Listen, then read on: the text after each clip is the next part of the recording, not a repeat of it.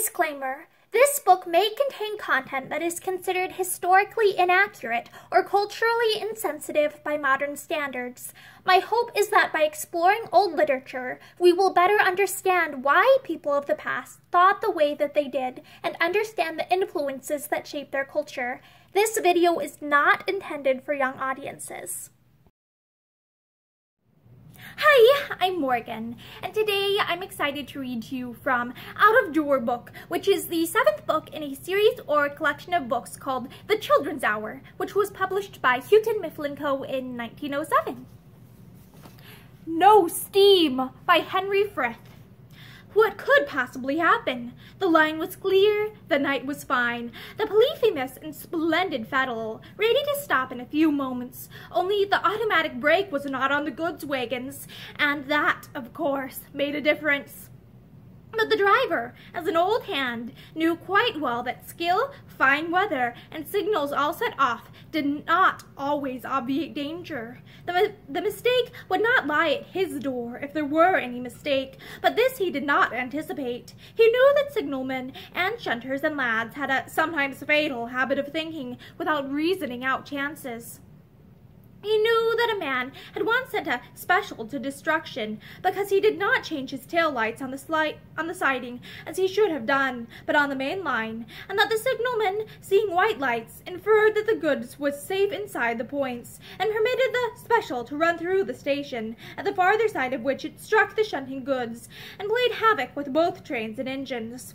Eldred knew that many such incidents do occur, and that the newspapers call them accidents, and pity the poor people concerned. But the goods brakesman knew how the special was wrecked, and if he had been asked about the lamps at the inquest,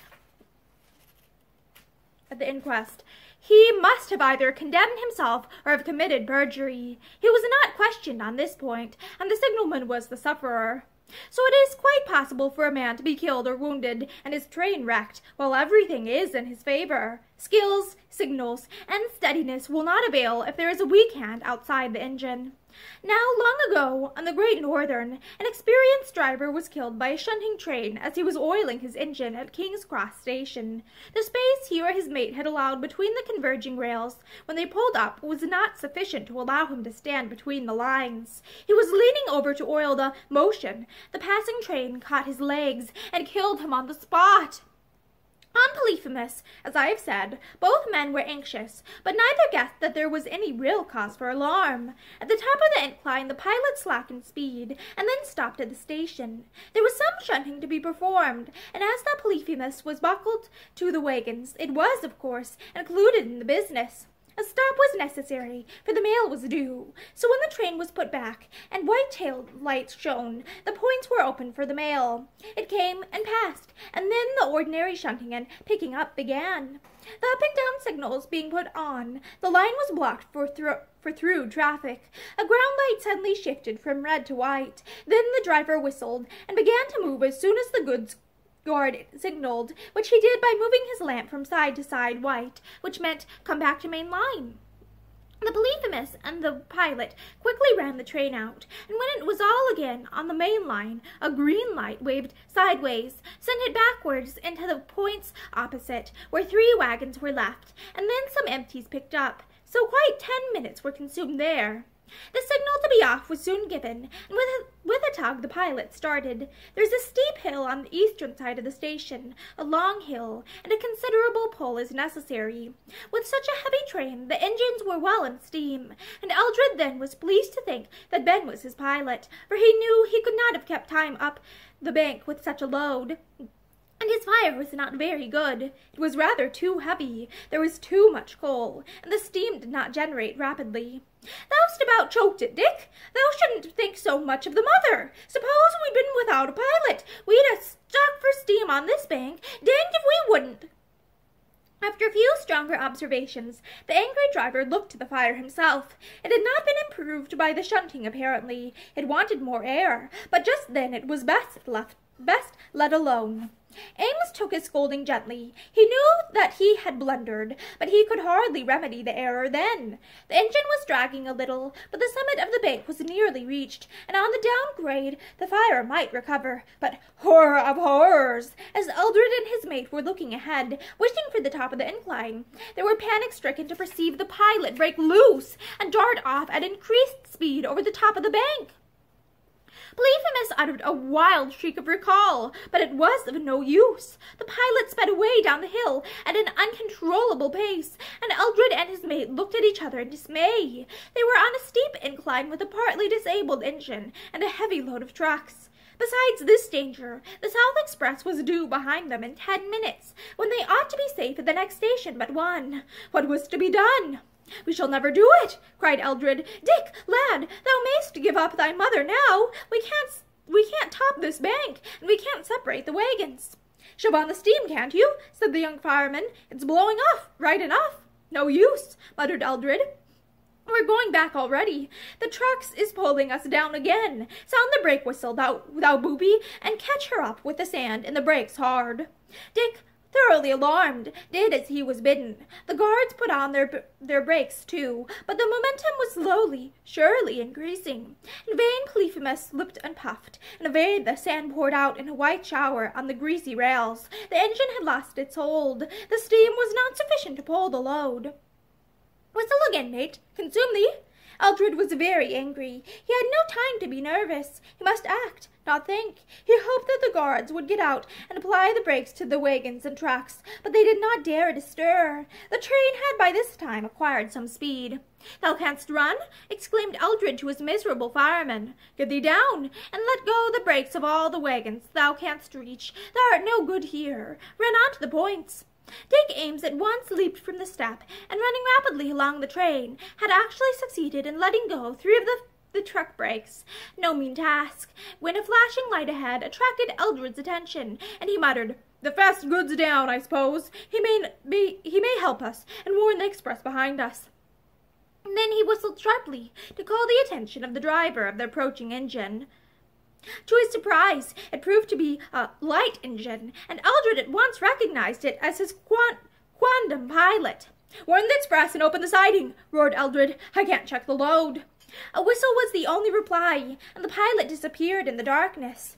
Eldred hoped that Dick might perhaps reach the points before the lumbering train, which he and the alarmed guards were doing all they could to hold in check meantime. If Ames could only reach that upper siding's points in time and throw them open, all would be well. They were not moved from the box there, but worked by a switch handle. The light engine could warn the signalman, whose box was beyond the station, some distance off on the opposite incline. Ames had run like a deer to the points when he found that he could not let go any more of the brakes. Polyphemus continued to drop down, pulled to destruction by the trucks and wagons in the darkness. Eldred did all he could, but the weight and the grade together were too much for our Polyphemus, who thus early in his life had a terrible struggle for existence. He strained every nerve to resist the threatened danger, but in vain. Down, down went the train, pulling Polyphemus relentlessly to his death. It was lamentable to see that splendid giant dragged, panting, backwards, struggling to overcome the aggregated puny efforts of the common vehicles he had led. It was as if a wearied Samson were being played with by a posse of Philistine children, who were taking advantage of his weakness. Driver Eldred gave up the battle. Personally, he could do no more. His brakes were on, and the steam was also on, but not yielding sufficient power. One of the guards had already leaped down. The front man still clung to his brake, but the collision with the express, or with the blocking buffers in the siding, was a prospect too grim for the rear guard, who leapt out. The headlight of the express was now visible behind the trucks, and unless Ben could manage to warn the train, it must dash into the goods somewhere. All this takes much longer to describe than it took in reality. In fact, many things happened simultaneously. On paper they must be described consecutively. But just as Eldred had made up his mind to jump, there came a crashing sound through the darkness. The light engine had passed on, but the trucks were off the line, and Eldred was thrown from his engine by the shock of the colliding wagons. Just below the points is a bridge over a highway, and near where the trucks derailed is an archway over a field, a right-of-way which was quickly closed by falling trucks and their contents. The engine remained on the rails. Polyphemus was steady, but Eldred was bruised by his sudden fall on the line. Nevertheless, he scrambled up and managed to take stock of the affair, as he subsequently said. His own words will give the best idea of the calamity which negligence had brought about. This is the substance of his description. "In all your days you never saw such a smash. Half of the trucks were in the field, and of the rest, some was off the metals, some on, and some half off. Barrels had burst and sent a shower of flour over some trucks, and it was a mercy as the oil in the cans near them didn't explode. There was every chance of a blow-up then, for there was a powder wagon near, and it might have burst.